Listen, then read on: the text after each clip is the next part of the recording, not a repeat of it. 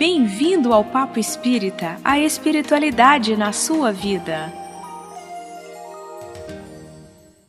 Sejam todos bem-vindos, esse é o Papo Espírita, eu sou Ana Cristina Sampaio, essa é uma produção da Comunhão Espírita de Brasília. Comigo no estúdio, também Miriam dos Anjos e Thelma Alves, e nosso convidado especial é Sérgio Castro. Sérgio Castro é um estudioso da Bíblia, palestrante lá na Comunhão, e ele nos brindou com uma palestra no Dia Internacional da Mulher, que vai dar origem ao tema do nosso programa, as grandes mulheres do Velho Testamento. Sérgio falou sobre todas as mulheres da Bíblia, está lá na página da Comunhão, no YouTube. Mas a gente aqui só tem 40 minutos no nosso podcast, então a gente o convidou para falarmos de grandes personagens do Velho Testamento. Nós vamos aqui falar sobre nomes como Sara, Agar, Rebeca, Raquel, Ruth, Esther, Ana, Débora, Miriam, entre outras. Seja muito bem-vindo, Sérgio, tudo bem? Tudo bem, obrigado pelo convite, parabéns por essa iniciativa que já tem alguns anos, e espero que ela traga sempre assuntos não apenas edificantes, mas do gosto do público, que o público quer ouvir falar e quer saber a indicativa do Espiritismo. O que é que o Espiritismo diz sobre isso? Então, é muito importante para vocês essa definição dos temas. Obrigado pelo convite. Boa tarde. Você seria sempre convidado, você já foi outras vezes, tem uns outros programas contigo, mas a gente, como mulheres, né, Miriam e Thelma, a gente achou linda a sua palestra no dia 7 de março, lá na Comunhão. E a gente quis trazer, e você aceitou, né, imediatamente. Nós queremos começar te perguntando sobre a primeira mulher da Bíblia, Eva.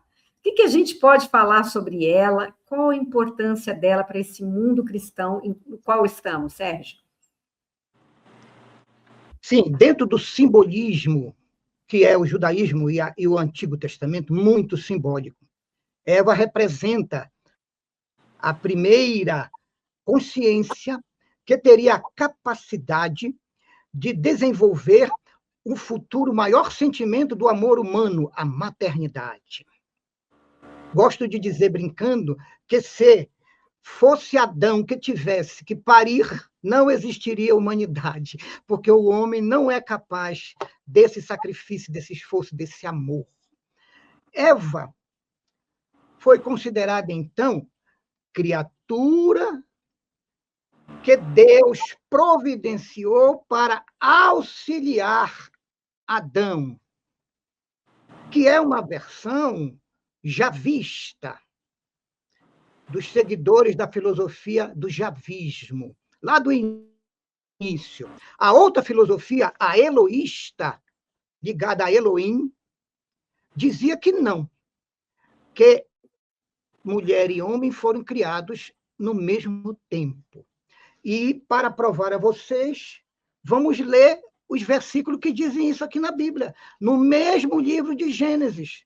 Só que, em Gênesis 2, 21, Eva é criada a partir de uma costela de Adão.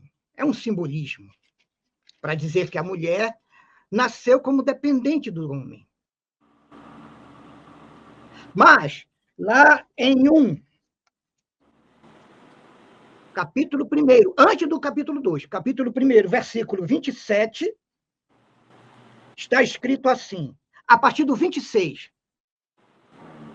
Deus disse, façamos, no plural, não era só Deus, não é farei, façamos o homem à nossa imagem, homem como espécie humana, como nossa semelhança, e que eles dominem, eles no plural, sobre os peixes do mar, as aves dos céus, os animais domésticos, todas as feras e todos os répteis que rastejam sobre a terra. 27.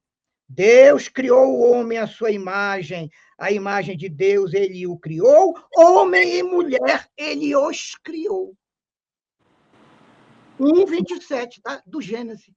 Homem e mulher os criou. Juntos, Eva. Muda Deus, tudo, né, Sérgio?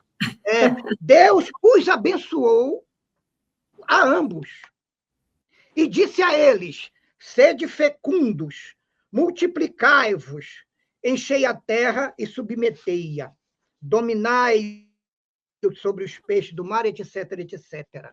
Então, está claro que a teoria que o Espiritismo mais adota é que o simbolismo machista do capítulo 2, versículo 21 e seguintes, já foi uma concepção mais moderna das autoridades sacerdotais da época, que queriam colocar a mulher a serviço do homem. Por quê? Porque naqueles tempos o pai era dono da esposa e das filhas. O pai endividado podia entregar sua filha como pagamento da dívida. O marido poderia dar uma carta sem nenhum motivo de divórcio e mandar embora para a casa da sua mãe a sua esposa. O homem podia ter quantas mulheres pudesse sustentar. Tudo isso são consequências desse preceitozinho ali, de que uma parte do homem foi feita à mulher para assessorá-lo, para ajudá-lo. Então, Eva tem esta particularidade que é preciso divulgar mais. Só se divulga que Deus provocou um torpor em Adão, ele dormiu, tirou uma costela, e dessa costela ele formou a mulher, que está errado. Deus criou, claro que Deus cria os espíritos, como nós sabemos no Espiritismo. E os espíritos vão reencarnando de acordo com suas necessidades e seus interesses, ora no polo feminino, ora no polo masculino. Vocês já passaram por várias encarnações no polo masculino, eu já passei por várias reencarnações no polo feminino. Então vamos acabar com essa ingenuidade, essa bobeira.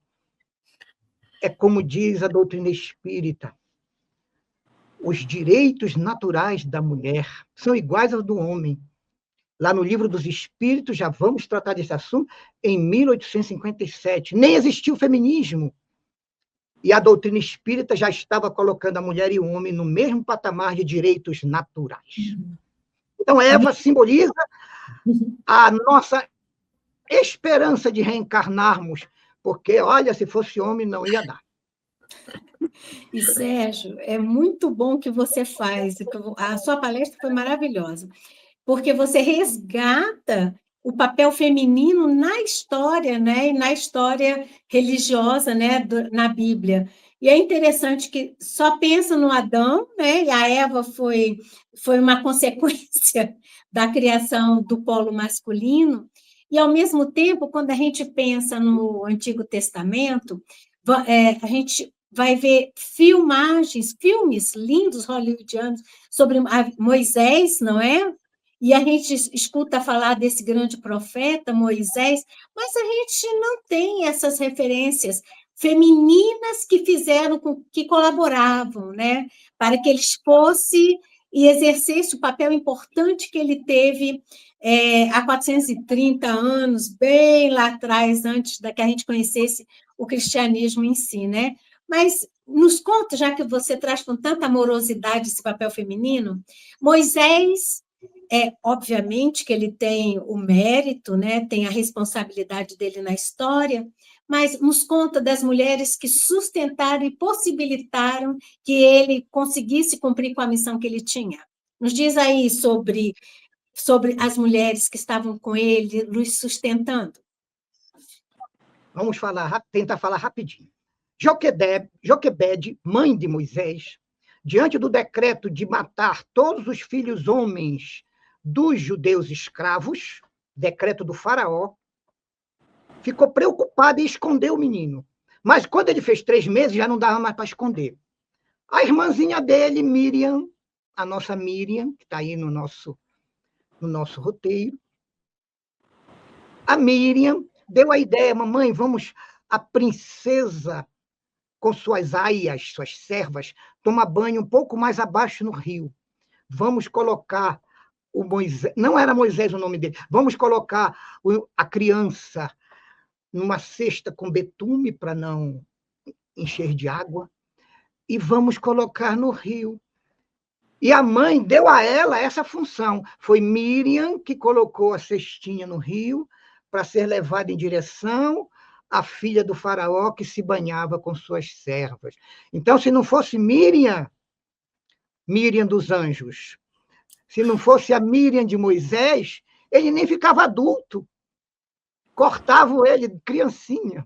Olha a origem dos nomes, né? O meu nome também está aqui, é nome bíblico. Pois é, exatamente. Então, aí, mais tarde, quando Moisés recebe os sinais, o poder mediúnico, ele começa a trabalhar, mas logo ele sentiu que a resistência era muito forte, ele não ia conseguir sozinho.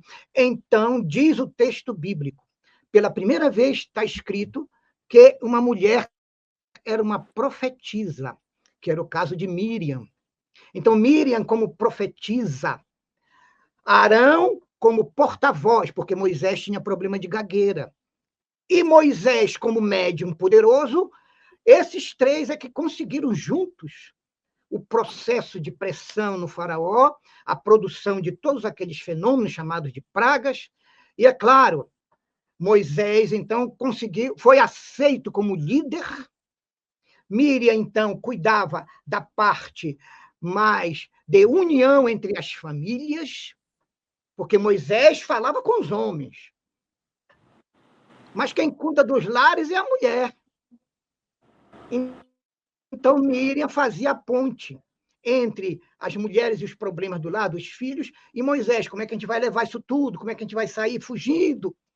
E ela, então, cuidou dessa parte. E quando Moisés atravessou o Mar dos Juncos, que não era um oceano, como está no filme de Hollywood, era um Mar dos Juncos que tinha uma val muito larga, por isso muito rasa, e que lá em cima na montanha, quando chovia forte, descia que nem tromba d'água.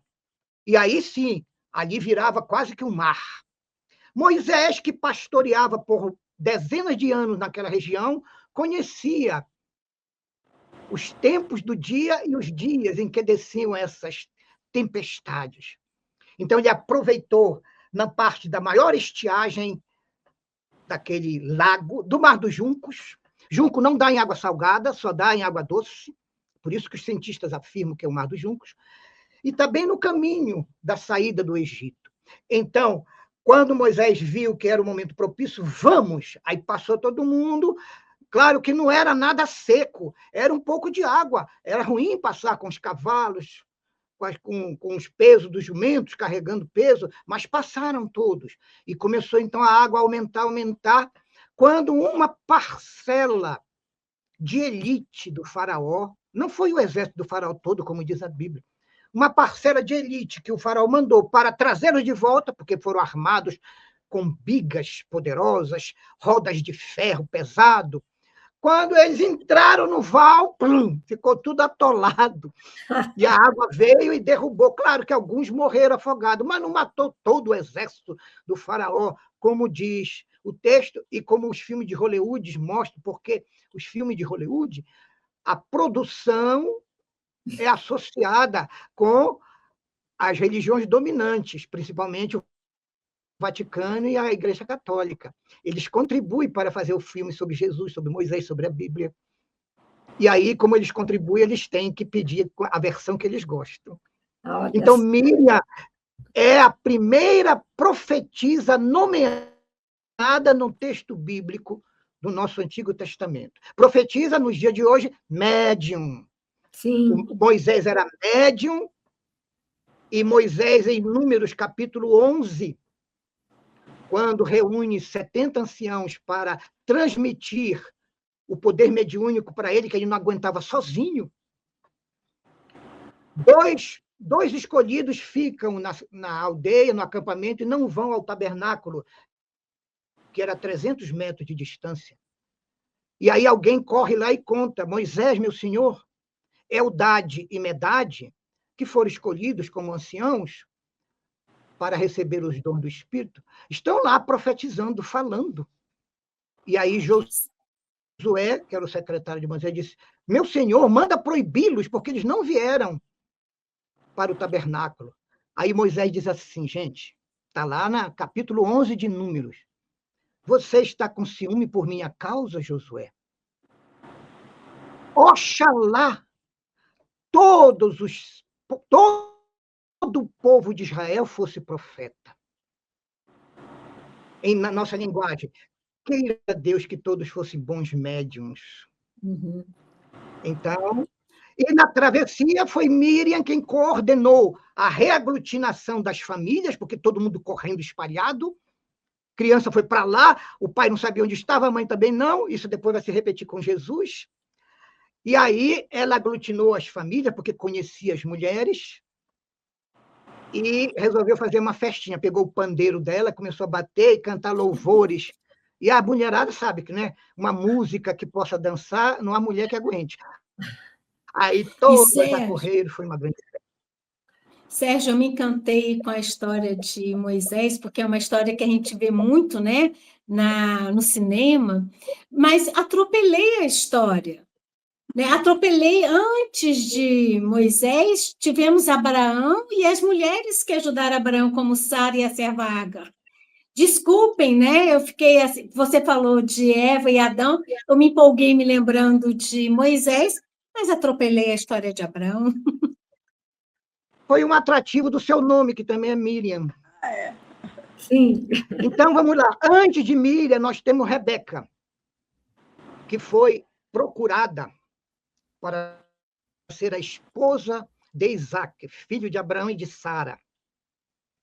Sara, uma mulher linda, de grande beleza, que vivia no conforto, e na Caldeia, na cidade de Ur, porque o seu marido, Abrão, não era Abraão ainda o nome dele, era riquíssimo, era o homem mais rico da região da Caldeia. Mas um espírito vem até Abrão e diz, reúne a tua terra, tuas coisas, teus animais, teus servos, levanta acampamento e vem me seguindo após mim, que eu vou te conduzir para uma terra onde manará leite e mel. Um espírito desencarnado. É assim que começa a epopeia dos hebreus. Abraão aceitou. E Sara perdeu todo aquele conforto, passou a viver até o fim de sua vida em tendas, seguindo Abrão, né? E quando o espírito desceu até a tenda de Abraão, mais tarde, para dizer que Deus havia ouvido seus apelos, suas orações para ser pai, e também as orações de Sara. Sara orava muito, todas as noites. Ele disse que ela iria engravidar e iria nascer um menino, um homem. Sara não acreditou, ela já tinha uma idade avançada e também Abrão. Mas ela engravidou. E nasceu Isaac. Como isso demorou muito, 5 anos antes, mais ou menos, Sara, desesperada para dar continuidade ao nome de Abraão, porque quem morria sem filhos, o nome desaparecia da terra. E Abraão era uma pessoa importante, um homem riquíssimo. Então, desesperada, ela vê a sua serva, a mais bela, a mais bem preparada e a mais confiável para ela, e chama Abraão e diz, olha, você fará conceber a minha serva em meu lugar.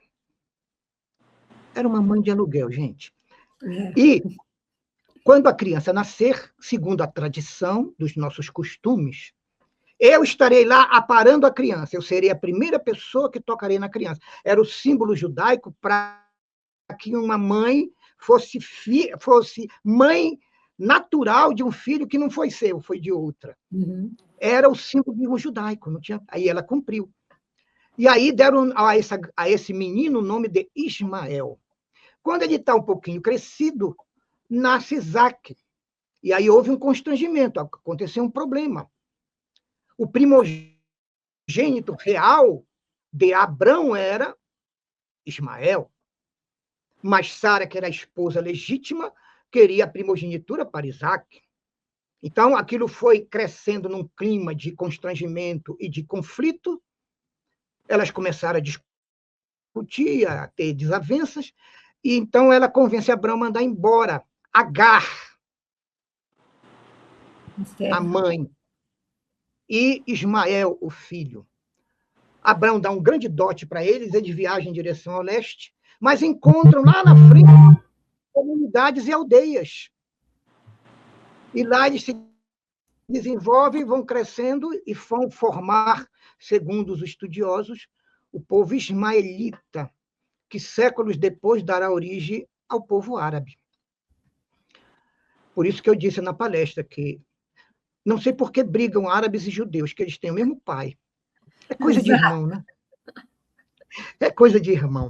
Então, Sara, essa grande, ela é considerada a matriarca maior dos hebreus. Não existiam judeus ainda, dos hebreus. E é um espírito que manda mudar o nome dela para Sara. O nome dela era Sarai. E o nome do marido era Abrão.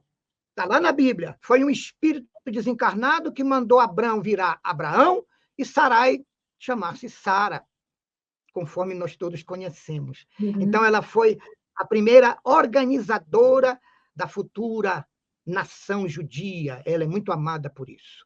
E, além disso, muito bela. Quando eles passaram pelo Egito, o faraó apaixonou-se e deu um dote a Abrão para ficar com ela, porque Abrão tinha mentido dizendo que era o irmão dela, que não era o marido, e ficou com medo de ser morto para ficarem com ela. Mas Deus andava com eles, e aí o faraó se desculpou quando ele revelou que era esposa, mas deixou o dote com ela. É uma mulher muito valiosa. Depois disso, o Isaac ficou adulto, precisava casar, era uma necessidade urgente daquela nação, produzir muitos casamentos, muitos filhos, muitos homens para poder expandir e crescer e se transformar uma nacionalidade. E foi procurada, então, uma mulher, e o procurador de Abraão para uma esposa para Isaac chegou numa cidade com os seus animais, os seus servos, viajando pelo deserto, quase mortos de sede, tantos animais como eles. E aí Rebeca, sem conhecê-los, parou de encher os seus vasilhames com água para levar para casa. Era uma tarefa da mulher. Cortar lenha, acender lenha, fazer a massa do pão, bater a massa do pão, fazer o pão. Tudo era tarefa da mulher. Gente, que exploração. Então, Rebeca larga tudo e vai atender todos os animais, todos os servos, e o procurador, ele fica maravilhado e diz: você é de onde? Eu sou da família tal. Essa família é da nossa nacional. Eram hebreus também, os pais dela. Aí ele diz: você não gostaria de casar? E ela pensou: poxa, eu já estou com quase 18, ainda não me casei. Naquele tempo, quando a mulher descia a primeira regra entre os judeus, o pai já contratava o noivado com um homem conhecido, de confiança. Olha, que azar das meninas, meu Deus. Ela não podia nem curtir a juventude, dos 13 aos 18, aos 20. Não tinha juventude, isso, Sérgio. Não existia era uma crueldade. Adolescência. Não. Adolescência só para homem. Mulher não tinha. Que coisa terrível. Então, Rebeca aceitou. Eles foram à casa do pai de Rebeca, ele deu o dote. Rebeca, então, viaja com ele de volta e se casa com Isaac. E ela vai ajudar a coordenar e vai dar 2 filhos para a posteridade. Mais tarde, é que um dos seus filhos queria casar-se já adulto e, viajando, encontrou um grande proprietário de terras e de animais, que era a única riqueza da época, chamado Labão. E Labão tinha 2 filhas. Raquel era mais nova. E Lia era a mais velha. Teria que ser a mais velha primeira, né? A casar. Acontece que Jacó apaixonou-se à primeira vista pela beleza e pelo encanto de Raquel. E aí fez um contrato com Labão. Eu trabalho para ti de graça, só me dá comida e para dormir, por 7 anos, e tu me dás a tua filha, Raquel. Ótimo, está muito bom. Vamos, assina aqui e vamos embora. Quando casou, quando chegou o fim do contrato e foi casar, o pai entregou Lia. E quando questionado, Labão disse assim: é costume do nosso povo não se casar a mulher mais nova antes da mais velha.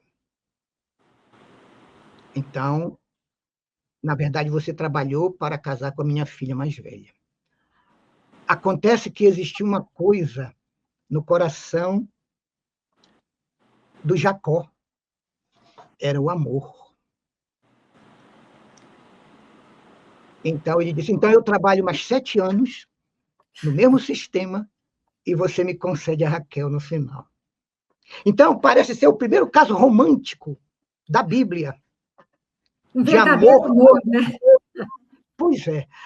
Os marmanjos de hoje não querem trabalhar uma semana para conquistar uma mulher. Ele trabalhou 14 anos, 7 mais 7. Meu Deus! Mas surgiu um problema. 7 anos se passaram e ele já tinha 5 filhos com Lia. Porque era ele casou com a Lia, então, né? Ele casou com a Lia. Primeiro com a Lia. E a Lia era muito fértil. Qualquer coisinha ela engravidava. E quanto que Raquel estava estéril.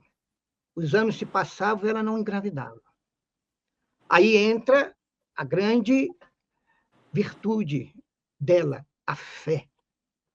Ela começou a orar, pedia paciência, tem paciência que eu terei filhos. E aí, de repente, ela engravidou.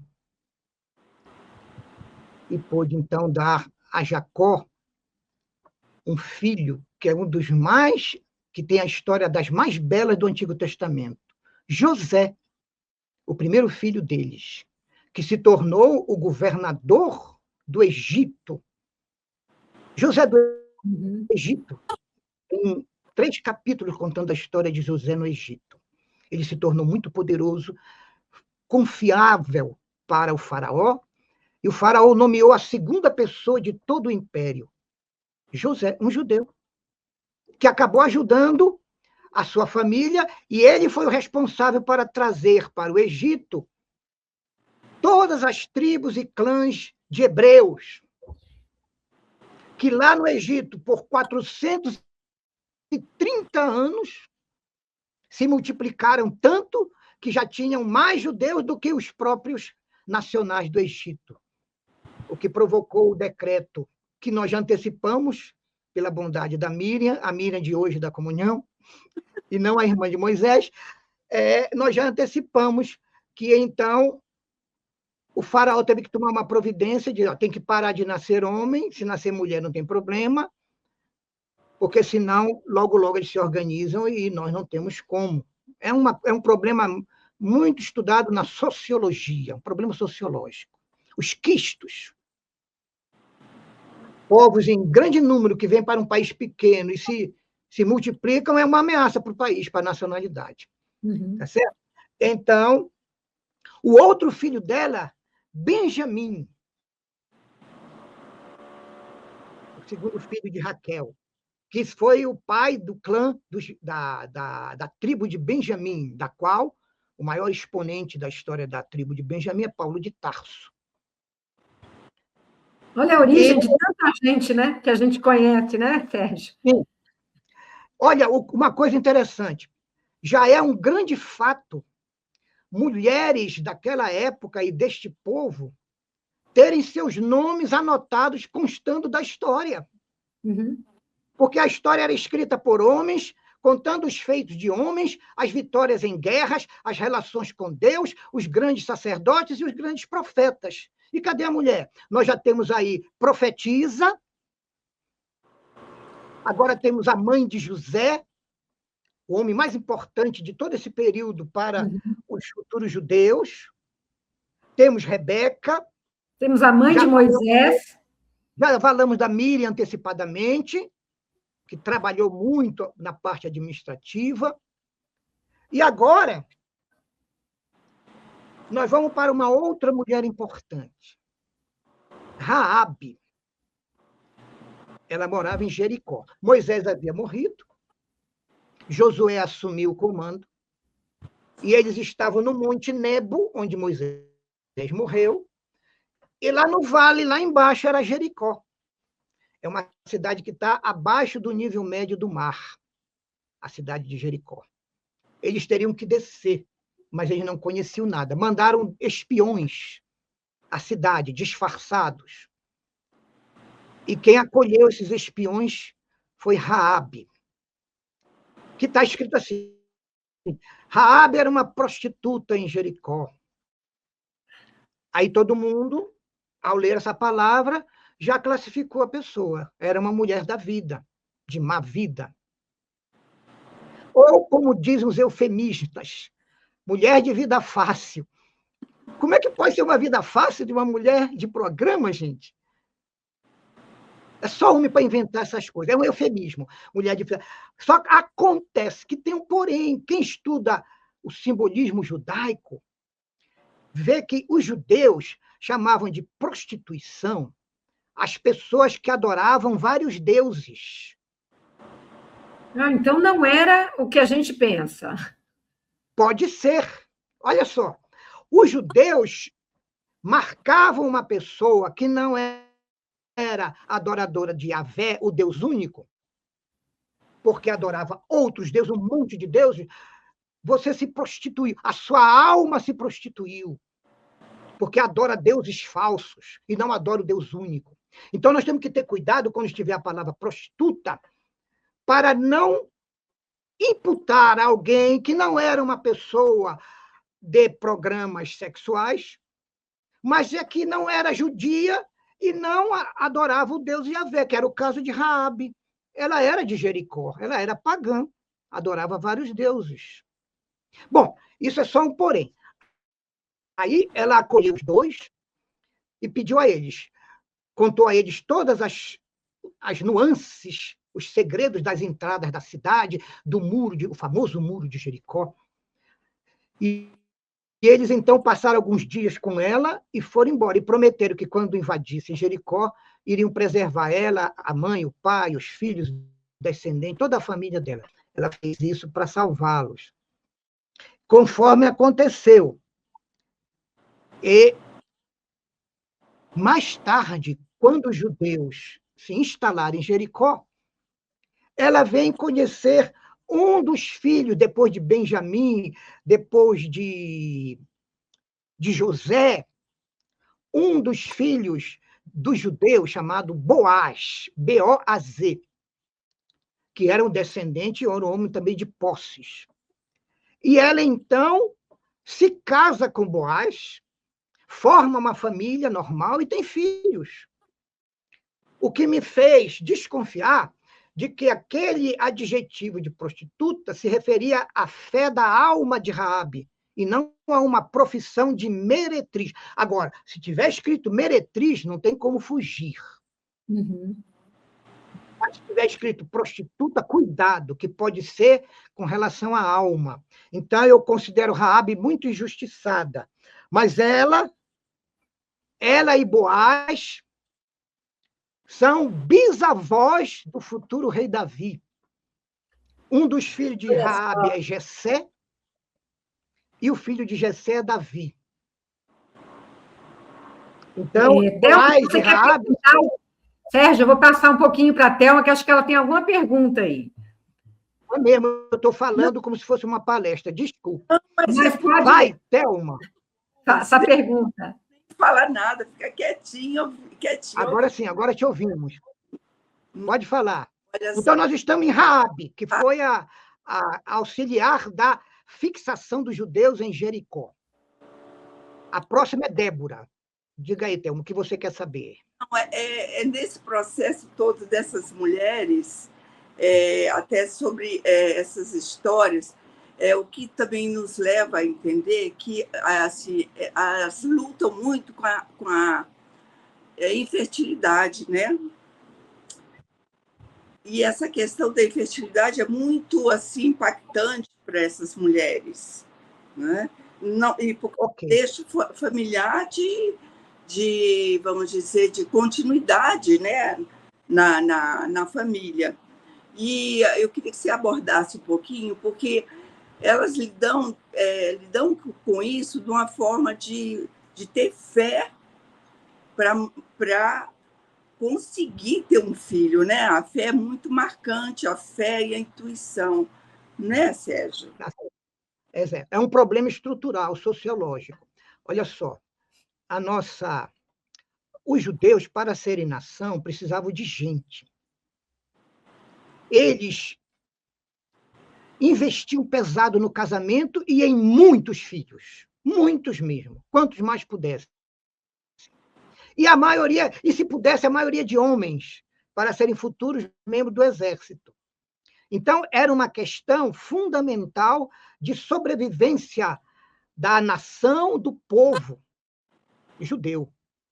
Que papel a mulher tem, né, Sérgio? Que papel importante a mulher tem nisso, né? Agora você falou a palavra certa. Eles, então, deram o importante papel de preencher o ambiente da nacionalidade judia, a mulher parideira, aquela que tem 12, 18 filhos. E isso ficava muito sensível na família quando os anos se passavam e ela não engravidava.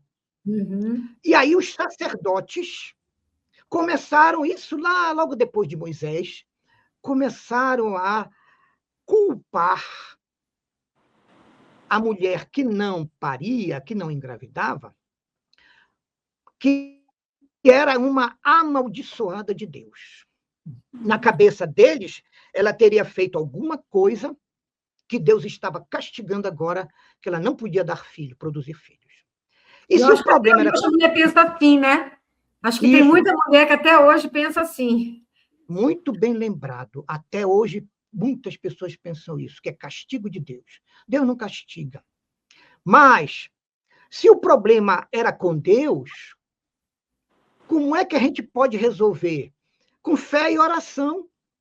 Não tinha que ir falar com Moisés, nem com José, nem com Davi, nem com Salomão. Eles não iam resolver. Foi Deus que me amaldiçoou. Então, eu tenho que orar, pedir perdão, me arrepender a Deus, todos os dias, todas as noites. E por isso, então, todas essas mulheres, como também Ana, que vai ser a mãe de Samuel, que era também estéril, elas vão ser mulheres de santificação, de alta religiosidade, dedicadas ao templo, o tempo que não estava em casa cuidando da casa, da arrumação, do maridão, que é mais um filho, e dos filhos, elas corriam para o templo para orar, para fazer algum serviço no templo, para agradar a Deus, para ver se ele tirava esse castigo. E muitas delas, como Ana, como as próprias Débora, como Raabe, elas todas conseguiram, pela oração. E quando elas tinham o primeiro filho, como aconteceu com Raquel e com Ana, depois elas tinham vários, parecia que acabava, meu Deus. Aí eles diziam, Deus olhou para a humildade da sua serva, que vai ser repetido esse versículo lá com Maria, quando Gabriel anuncia que ela vai ser mãe de Jesus, não é?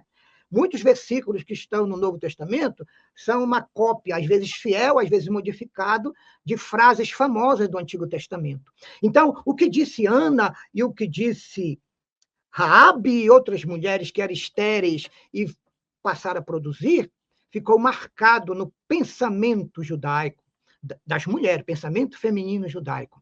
Deus olhou para a minha humildade, para a minha fé, me perdoou e me concedeu a maternidade. Era uma glória, a família comemorava. E, geralmente, depois desse, vinha um bocado logo, para dizer que Deus perdoou 100%. E, Sérgio, a gente está caminhando aqui para o final, é tanta personagem, é tanta história interessante, porque você traz resumido isso para nós né? Com uma capacidade de contar histórias e ir linkando todas essas personagens e essas vidas, né, numa sequência cronológica que faz sentido para nós. Porque, às vezes, quem não é muito familiarizado com o Velho Testamento, pega uma história aqui, uma ali, nós lemos as histórias, mas nós assistimos filmes também, nós assistimos palestras, e você trouxe a linhagem inteira do povo hebreu a partir desses nomes que geraram. Claro, o mundo era completamente masculino, né, naquela época. Ainda é hoje, né? Mas olha o papel importante que essas mulheres tiveram, não só orando, tendo fé, porque o papel delas era ter filhos e prover essa linhagem, mas muitas também profetizavam, né? Elas eram médiums e elas recebiam espíritos que as orientavam, não é isso? Que bom que você fez essa ligação, porque a próxima é profetisa. Nós já falamos da primeira profetisa da Bíblia, que foi a Míriam. Agora vem Débora. Débora é a única juíza oficial, aquelas concursadas, a única juíza oficial do Antigo Testamento. Porque o mundo judaico era dominado por juízes. Um dos juízes mais famosos, que todo mundo conhece, Sansão, foi um dos juízes. Era um dos juízes de Israel. Então, Débora, além de juíza, era também médium, era profetisa. Está escrito lá que ela era profetisa. Mas, como juíza, ouvia com aquela sensibilidade que o homem não tem. Ela ouvia as questões das mulheres, das famílias, dos filhos e também dos homens. E ela, então, tinha uma visão psicológica, sociológica, dos problemas e das questões das pessoas, diferenciada e muito acima dos outros juízes. Então, ela era uma fila de gente procurando para falar com ela. E ela atendia debaixo de uma árvore, à sombra de uma árvore, para atender as pessoas. E aí, o que aconteceu? Os cananeus, nessa época, dominavam os judeus. Não existiam reis, ainda estávamos nos períodos de juízes. E então, os cananeus, sempre ameaçando, e Débora foi inspirada a reorganizar o exército e se libertar do cananeu. O líder do exército chamava-se Baraque. Mas quando Débora falou, olha, vamos nos reorganizar nas caladas, discretamente, e vamos enfrentar os cananeus para nós podermos voltar a ser livres. O Baraque disse, Deus me livre. O Baraque ficou com medo, ele amarelou. Aí ele teve uma ideia. Se você for comigo, eu vou. Olha a confiança que ele tinha na mediunidade de Débora, na sua liderança, no seu poder de convencimento. Ela disse, tá bom, eu vou. E aí, pela primeira vez na história, uma mulher a cavalo vai marchando à frente de Baraque, o líder dos guerreiros, e do exército dos judeus. Uma mulher à frente, cavalgando. E não é que eles se empolgaram e expulsaram os cananeus, venceram a batalha. Então, ela é uma das mais adoradas pelos mais tradicionais dos israelitas, a Débora, porque ela lutou pela libertação do povo. Eles podiam, em agradecimento, fazer a libertação da mulher, não é? Mas não havia pensamento para esse tipo de coisa. Jesus ainda enfrentou muito esse tipo de problema da restrição ao valor real da mulher. Então, Débora foi abençoada por Deus para julgar, profetizar, liderar e libertar o povo judeu. Então, é um dos títulos, é uma das mulheres que tem mais títulos acumulados de todas. A nossa próxima é uma história muito bonita. É uma história de amor, mas amor entre almas. E a história de Ruth. Ruth era moabita. Por causa da estiagem longa, os judeus foram para Moabe. Quase todos os clãs foram. E lá, ela casou com um menino judeu, com um homem judeu. Esse homem judeu era filho de Noemi, uma senhora de grande relevância entre os clãs. E aí Ruth, feliz da vida com o marido, e há algum problema, talvez eu acho que uma batalha, ou uma armadilha para matarem, morrem quase que ao mesmo tempo. O marido dela, o outro irmão dele e o pai, marido de Noemi, todos três morrem. Ficam elas três sozinhas. E uma mulher sem um homem para sustentá-la, elas não podiam ter emprego. Como é que ia viver? Então, Noemi chama as duas e diz: vocês voltem para as suas famílias, vocês são viúvas. E eu, que sou viúva, vou voltar para Belém, que já está melhorando a situação da estiagem lá. A outra esposa do outro filho voltou para sua família, mas Noemi disse: não, eu não vou voltar. Eu ficarei contigo. Porque aonde tu fores, eu irei. Com quem tu estiveres, eu estarei. O que adorares, eu adorarei. O teu Deus será o meu Deus, e eu estarei contigo sempre. Olha que amor, gente. Isso é amor. E uma E olha, boa isso relação concretizou. entre noras e sogra, né? Eu gosto desse amor porque tem aquele preconceito, sogra com nora, nora com sogra, não é?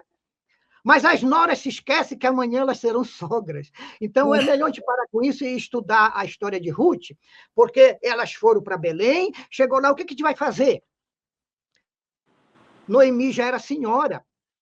Então, Ruth foi trabalhar no campo, no meio dos homens, cortando trigo, colhendo a colheita, carregando saca, para sustentar ela e sustentar a sogra. Que coisa linda na Bíblia, gente. Isso é amor de alma.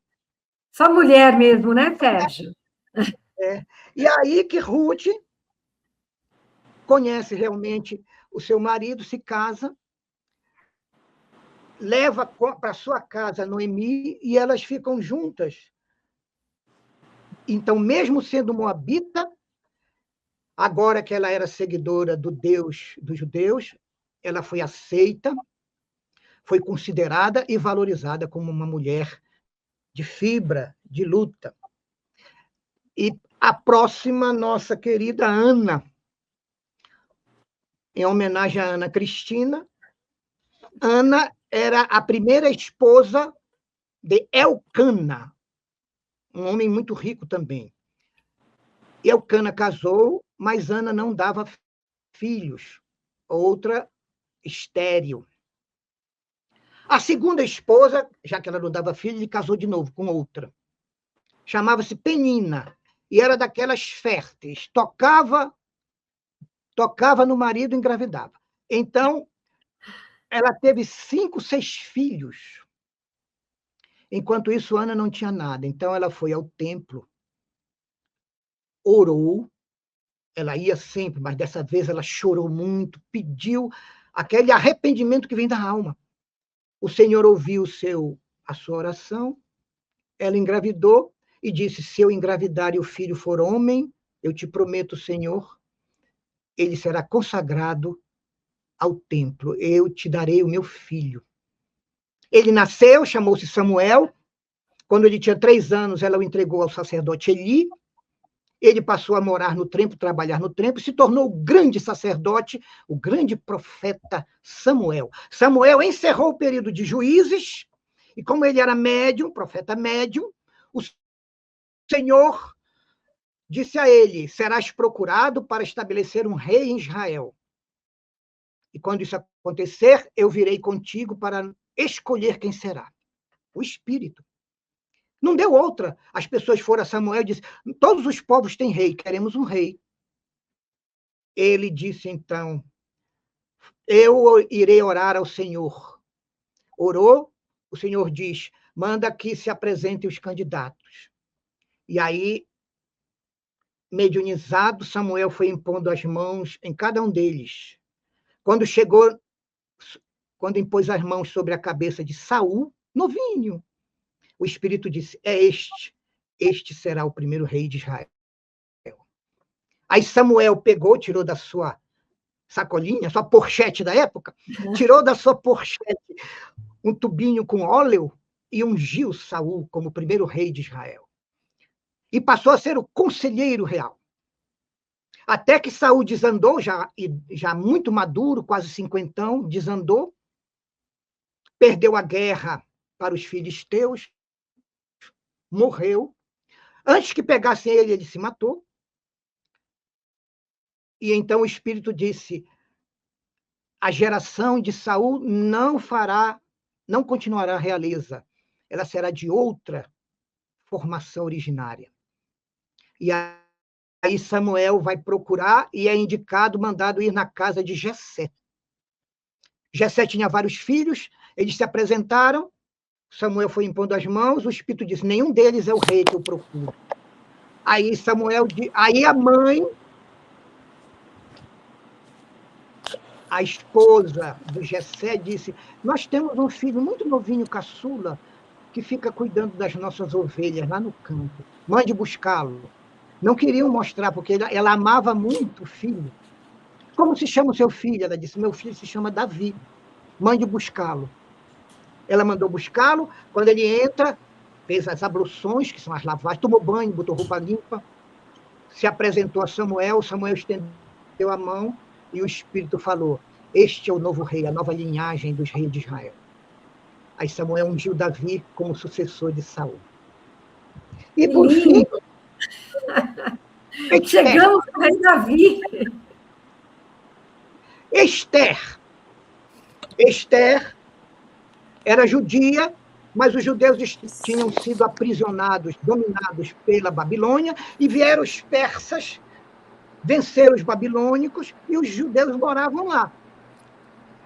O rei Xerxes descobriu que a rainha havia feito uma coisa muito grave. Mandou ela embora e disse aos conselheiros que queria uma nova rainha. Os conselheiros mandaram preparar as mulheres mais belas. É o primeiro concurso de beleza que existe na Bíblia.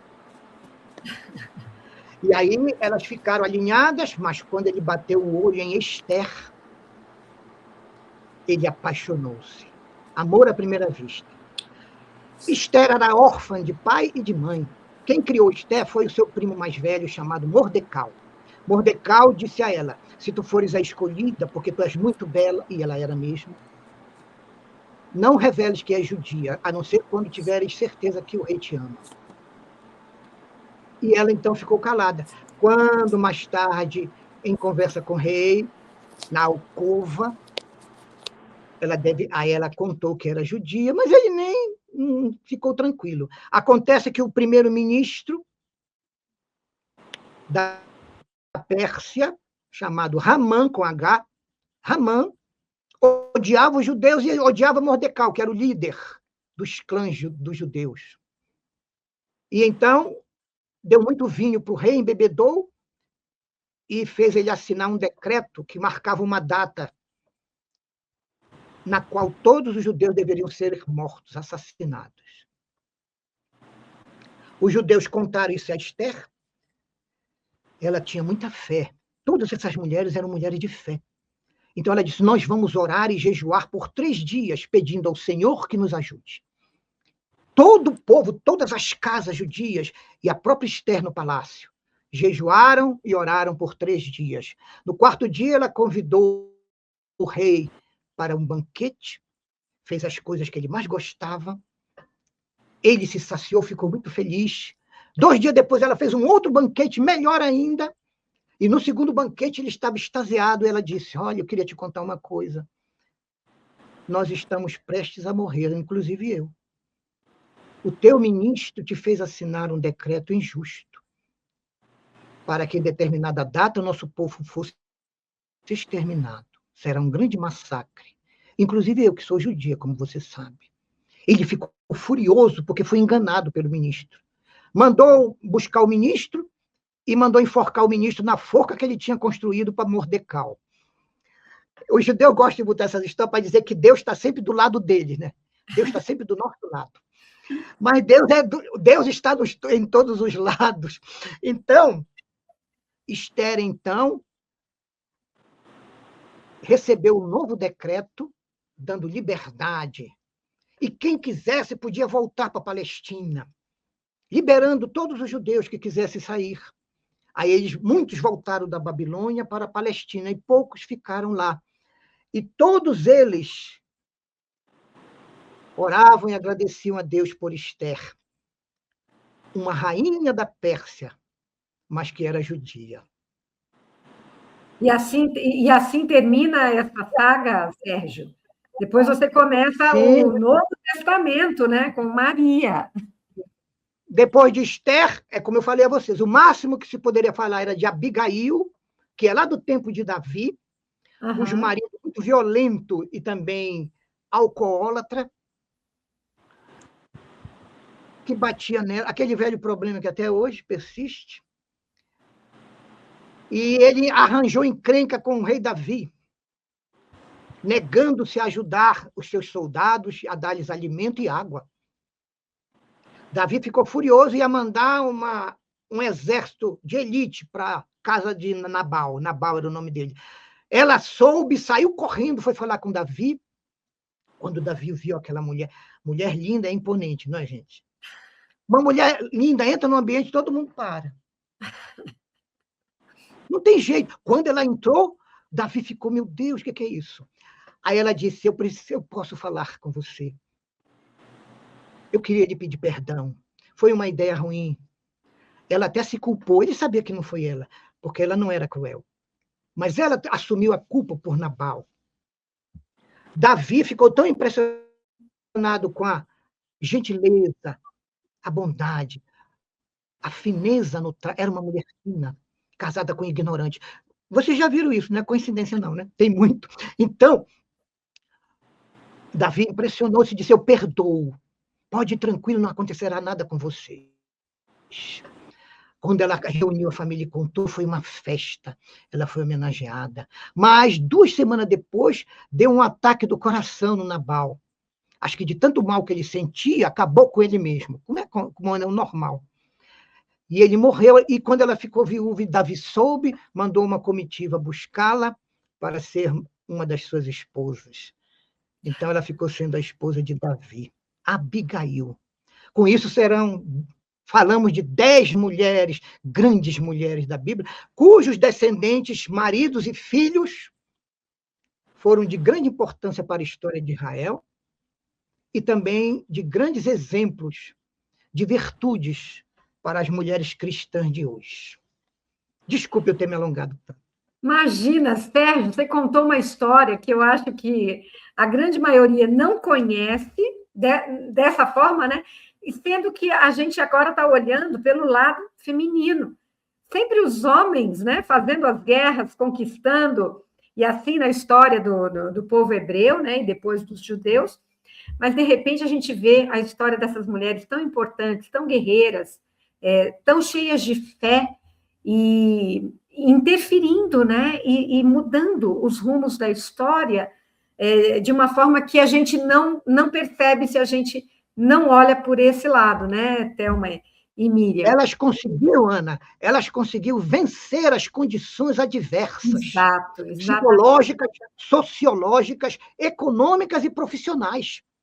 Todas essas condições eram adversas. Elas venciam essas condições e davam exemplos que homens não conseguiam realizar. Esse que é o fantástico desse espírito. Exato. O que mostra que o espírito não está certo. O espírito é que é o ser. A capa que ele usa enquanto está aqui na Terra pode ser no polo masculino, no feminino, mas o objetivo sempre é o mesmo, a pureza do coração e a evolução do espírito.